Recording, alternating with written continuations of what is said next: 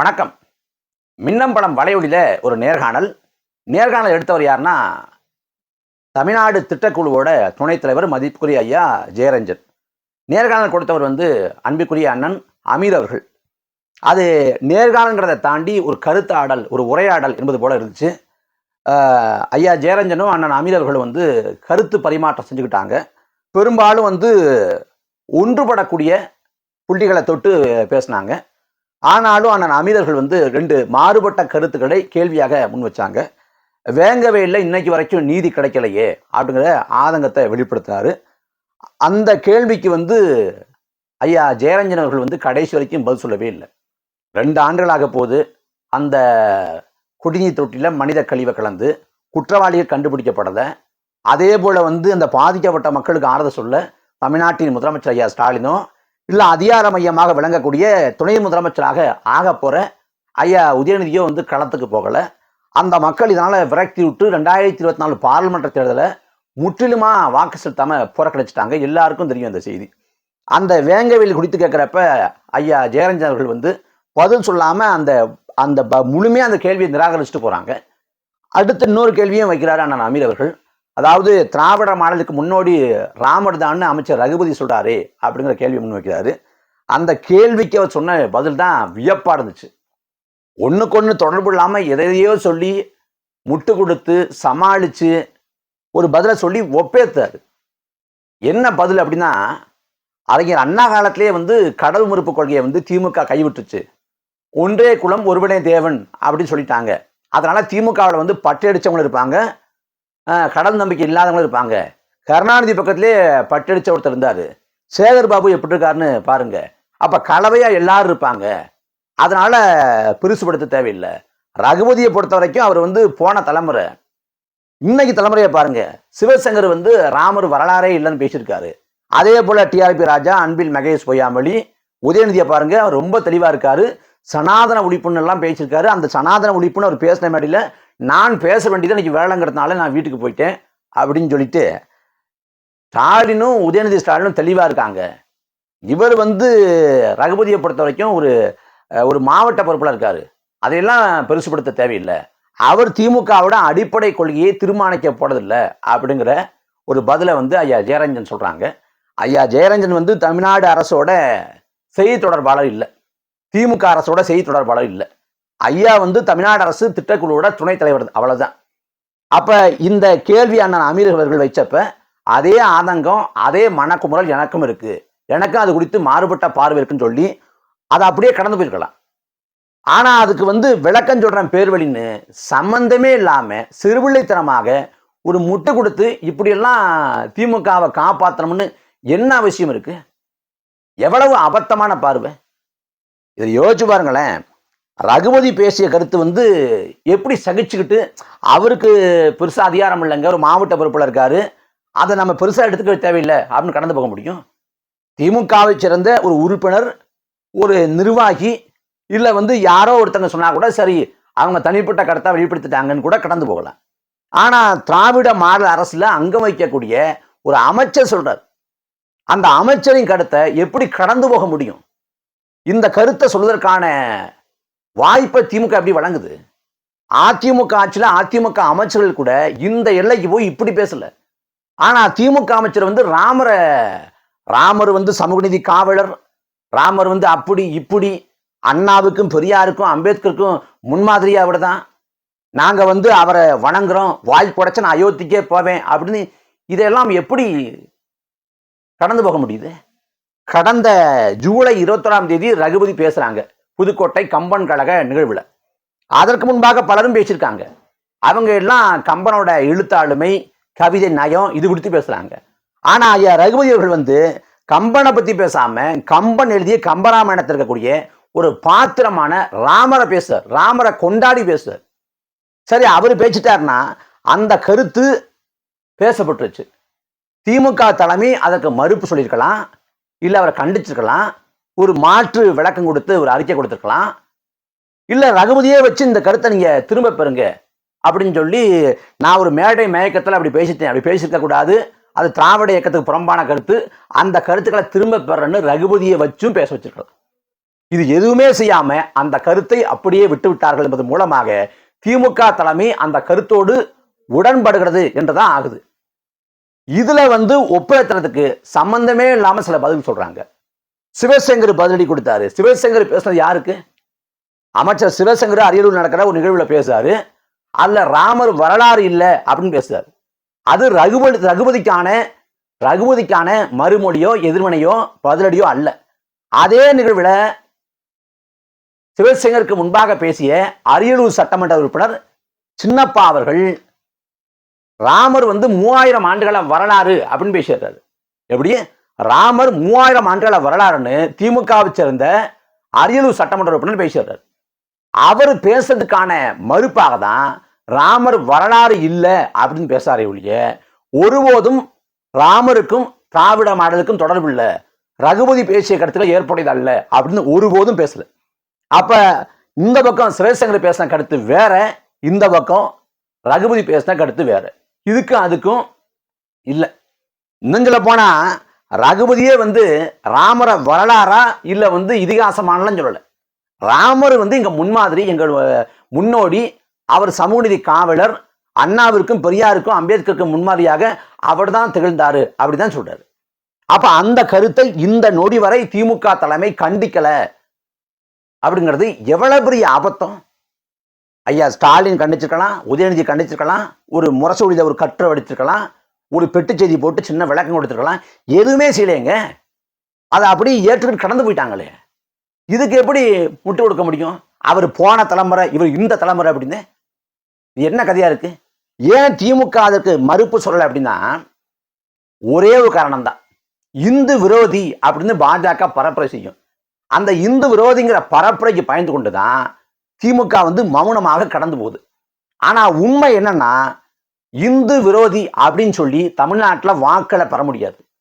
இந்துக்களே ஒன்று கூடுங்கள் என்று சொல்லியும் தமிழ்நாட்டில் வாக்களை பெற முடியாது. ஏன்னா தமிழ்நாட்டோட கள சூழல் அவ்வாறு இருக்கிறது. உதாரணத்துக்கு சொல்லணும்னா, பல தடவை பதிவு பண்ணியிருக்கேன், மகாபாரதம் இருக்கு. மகாபாரதம் இந்துக்களோட புராணம், இதிகாசம் சொல்லப்படுது. அந்த மகாபாரதத்தை எவ்வளவு நிந்தனை செஞ்சாலும், எவ்வளவு விமர்சிச்சாலும், எவ்வளவு கடுமையா பேசினாலும் தமிழ்நாட்டில் இருக்கக்கூடிய சாமானிய மக்கள், பொதுமக்களுக்கு யாரும் கோபம் வராது. யாரு கோபப்படுவாங்கன்னா சங் பரிவார் கூட்டத்தையும் யாராவது கோபப்படுவாங்க. அதே சமயத்துல அந்த மகாபாரதத்தில் இருக்கக்கூடிய ஒரு பாத்திரம் பாஞ்சாலிய பேசினா இங்க ஒரு சாதிய சமூகம் கலந்துடும். எங்காடு பாஞ்சாலியை எப்பரா பேசலாம்னு கலந்துடும். அதே போல இந்த பக்கம்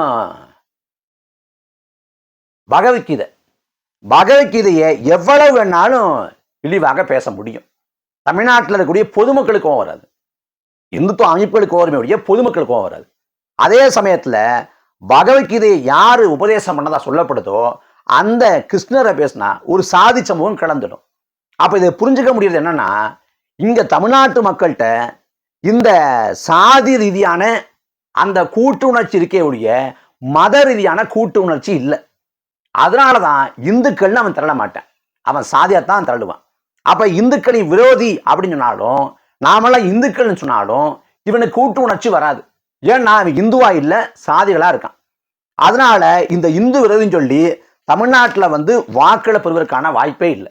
1967 திமுகவுக்கு தான் பரப்புரை செய்யப்படுதுன்னா, திமுக மட்டும் ஆட்சியை பிடிச்சா தமிழ்நாட்டில்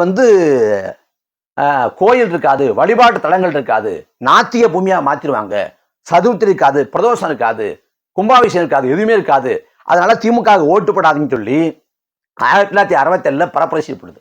அந்த பரப்புரையை தாண்டி தான் திமுக முதல் முறையாக ஆட்சி அதிகாரத்தை கைப்பற்றது. 1971 மூட நம்பிக்கை ஒழிப்பு மாநாட்டில் பெரியார் ராமர் படத்தை செருப்பால் அடிச்சாருன்னு சொல்லி பரப்புரை பண்ணி, ராமரை செருப்பால் அடிச்ச பெரியார் ஆதரிக்கக்கூடிய திமுகவுக்கு அவங்க வாக்கு அப்படின்னு கேட்டாங்க. ராமரை செருப்பா அடிச்சுட்டாங்க, அந்த கட்சிக்கு ஓட்டுப்பட போறீங்க அப்படின்னு கேட்டாங்க. ஆனா 1971 பார்லிமெண்ட் தேர்தலில், அப்ப சட்டமன்ற தேர்தலில் ரெண்டுமே ஒன்னா நடந்துச்சு. சட்டமன்றத்துக்கும் பார்லிமெண்ட்டுக்கும் தேர்தல் ஒன்னா வந்துச்சு. அதுல பார்லிமெண்ட் தேர்தலில் நாகர்கோயில போட்டியிட்ட பெருந்தலைவர் காமராசரை தவிர்த்துட்டு பாக்கி எல்லாரும் வெற்றி பெற்றாங்க. எங்க திமுக சார்பில் காமராசர் மட்டும் தான் எதிர்முகாமலே வெற்றி பெறார் நாகர்கோயில் பார்லிமெண்ட் தேர்தலில், பார்லிமெண்ட் தொகுதியில். மற்றபடி அந்த பார்லிமெண்ட் தேர்தலில் ஒட்டுமொத்தமா திமுக ஜெயிக்குது. சட்டமன்ற தேர்தல் நடக்குதுல்ல அதே சமயத்துல அந்த சட்டமன்ற தேர்தலில் உச்சபட்சமாக 184 இடங்கள்ல திமுக வெற்றி பெறுது. திமுகவோட இத்தனை ஆண்டுகால வரலாற்றுல அவங்க உச்சபட்சமா வெற்றி பெற்றது அந்த 184 இடம் தான். அப்ப இந்துக்களை விரோதின்னு பரப்புரை செய்யப்பட்ட அந்த காலகட்டத்தில் சட்டமன்ற தேர்தலில் 184 இடங்கள் வெற்றி பெறாங்க. பார்லிமெண்ட் தேர்தலில் பெருந்தலைவர் காமராசர் நாகர்கோவில்ல அவரை தவிர்த்துட்டு இப்போ எல்லா இடங்களும் வெற்றி பெறாங்கன்னா அப்ப இந்துக்களை விரோதிங்கிற அது ஈடுபடல. அதே போல 2002 இந்துக்கள்னா திருடன் ஐயா கருணாநிதி பேசினார். அதுக்கும் பிறகு திருடன் நான் சொல்லல, உள்ளத்தை கொள்ளை கொண்ட திருடன் தான் சொன்னேன்னு நீதிமன்றத்தில் பிரமாண பத்திரம் தாக்கல் பண்ணார், விளக்கம் கொடுத்தார், அது வேற. ஆனா 2002 இந்துக்கள்னா திருடன் பேசிய பிறகு 2004 பார்லிமெண்ட் தேர்தலில் 40 இடங்கள்லையும் திமுக வெற்றி பெறுது. 2006 சட்டமன்ற தேர்தலில் திமுக வெற்றி பெற்று ஆட்சியை பிடிக்குது. 2002 அப்படி பேசுறாரு, இந்துக்கள்னா திருடன் பேசுறாரு. 2004 40 இடங்களை பெறுது. 2006 சட்டமன்ற தேர்தலில் ஆட்சியை பிடிக்குது. அப்ப அங்கேயும் இந்து விரோதிங்கிறது தாக்கத்தை ஏற்படுத்தவில்லை. 2007 ஐயா கருணாநிதி அவர்கள் இதே ராமர் குறித்து பேசுறப்ப ராமர் எந்த கோயில்ல இது எந்த கல்லூரியில் படிச்சாரு அப்படின்னு கேட்கிறாரு. ராமர் எந்த கல்லூரியில் படிச்சான்னு கேட்ட பிறகு ராம்விலாஸ் வேதாந்திங்கிற ஒரு வடநாட்டு சாமியாரு ஐயா கருணாநிதியோட தலைக்கு விளை வச்சார். அந்த 2007 பேசின பிறகு 2009 பார்லிமெண்ட் தேர்தல் வருது. அந்த 2009 பார்லிமெண்ட் தேர்தலையும் திமுக தான் வெற்றி பெறுது. அப்ப இந்து விரோதி அப்படிங்கிற அந்த பரப்புரை திமுகவுக்கு ஒருபோதும் இதுவரைக்கும் பாதகத்தை கொடுத்ததே இல்லை. இதான் வரலாறு, இதான் சான்று. ஆனா திமுக இந்து விரோதின்னு முத்திரை குத்தி வாக்கு போயிடுமோன்னு பயந்துகிட்டு பாரதிய ஜனதாவோடு பல இடங்களில் சமரசம் செய்து கொள்கிறது, பாஜகவின் கோட்பாட்டுக்கு முழுமையாக இரையாகிறது. அதற்கான சான்று தான் இது. இதுல உதயநிதி பேசுறப்ப இது மாதிரி சனாதனத்தை ஒழிக்கிறேன்னு சொன்னாரு அப்படின்னு சொல்லி ஸ்லாகிச்சு பேசுனாங்கல்ல ஐயா ஜெயரஞ்சன், அதுலயும் திமுக பின்வாங்கி விட்டது.